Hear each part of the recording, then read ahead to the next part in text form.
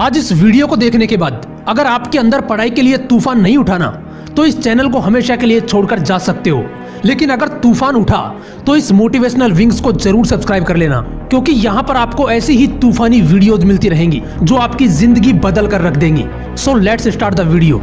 अगर आंखों पर पट्टी बांध दी जाए तो थोड़ी दूर चल पाना भी बहुत मुश्किल हो जाता है, लेकिन एक लड़की ने आंख नहीं होने के बावजूद भी यूपीएससी का सफर तय किया और देश की पहली नेत्रहीन महिला आईएएस बन गई।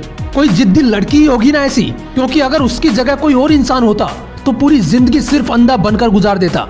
वो जिद्दी लड़की और कोई नहीं, महाराष्ट्र के उल्लासनगर की प्रांजल पाटिल है, जिसको रेलवे ने नौकरी देने से इसलिए मना कर दिया था क्योंकि उसकी आंखें नहीं थी। और आज वही लड़की तिरुवनंतपुरम में आईएएस के पद पर कार्यरत है। ये सब उसकी जिद और अंदर चलने वाले उस तूफान का ही नतीजा है जो हर परेशानी को उखाड़ कर फेंक देता है।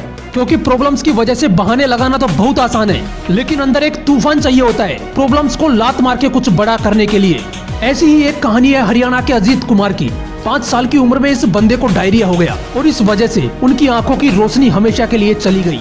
लेकिन कहते हैं ना कि इरादे पक्के और अंदर एक जिद हो तो इंसान किसी भी कीमत पर मंजिल तक पहुंच ही जाता है। इस बंदे ने आंखें नहीं होने के बावजूद भी अच्छी रैंक से यूपीएससी की एग्जाम पास की, लेकिन आंखों की वजह से इस बंदे को सिविल सेवा में कोई पद ना देकर रेलवे में अधिकारी का पद ऑफर किया गया। लेकिन उस बंदे ने उसे ठुकरा दिया, क्योंकि जिस बंदे के अंदर एक तूफान उठ चुका हो, जिसने जिद पाल रखी हो कि साला आईएएस बनना है तो बनना है, ऐसे बंदे को रोक पाना बहुत मुश्किल है। उस बंदे ने अच्छी रैंक होने के बावजूद भी सिविल सेवा में पद नहीं मिलने की वजह से अधिकारियों पर ही केस फाइल कर दिया। 2 साल तक केस चला और फाइनली उस बंदे ने केस जीत लिया और उसे आईएएस का पद ऑफर किया गया।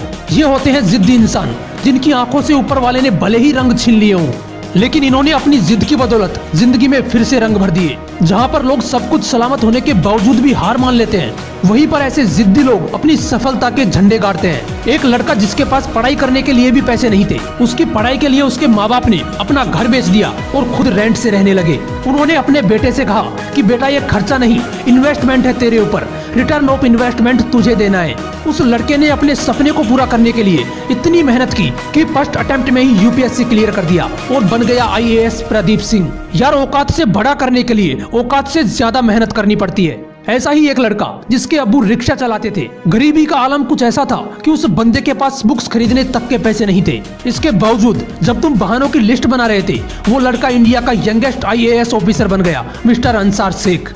अगर आप गवर्नमेंट जॉब की तैयारी कर रहे हो तो ये तो कन्फर्म है कि आप किसी रईस खानदान से बिलोंग नहीं करते हैं।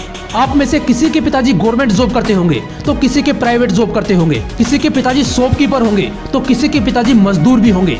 आपकी कंडीशन जैसी भी हो, चाहे आप मिडिल क्लास फैमिली से बिलोंग करते हो या एक पुअर फैमिली से, अगर गवर्नमेंट जॉब लगनी है, चाहे कितनी भी छोटी हो या कितनी भी बड़ी हो, मेरे दोस्त पढ़ना तो पड़ेगा। अपने माँ बाप की आंखों में खुशी के आंसू देखने हैं तो पढ़ना तो पड़ेगा। ये लोग अलग नहीं थे, इनकी तरह बनने के लिए आपको भी अपने अंदर एक जिद, एक तूफान उठाना पड़ेगा। आपको जरूरत पैदा करनी पड़ेगी। इसलिए अपने अंदर के पढ़ाकू इंसान को जगाओ और बहानों को साइड करके लग जाओ अपनी पढ़ाई में। अगर वीडियो अच्छा लगा तो इसे लाइक करना और ऐसे ही मोटिवेशनल वीडियोज के लिए इस मोटिवेशनल विंग्स को जरूर सब्सक्राइब कर लेना। फिर मिलूंगा नेक्स्ट वीडियो में एक नए मोटिवेशन के साथ। जय हिंद, वंदे मातरम।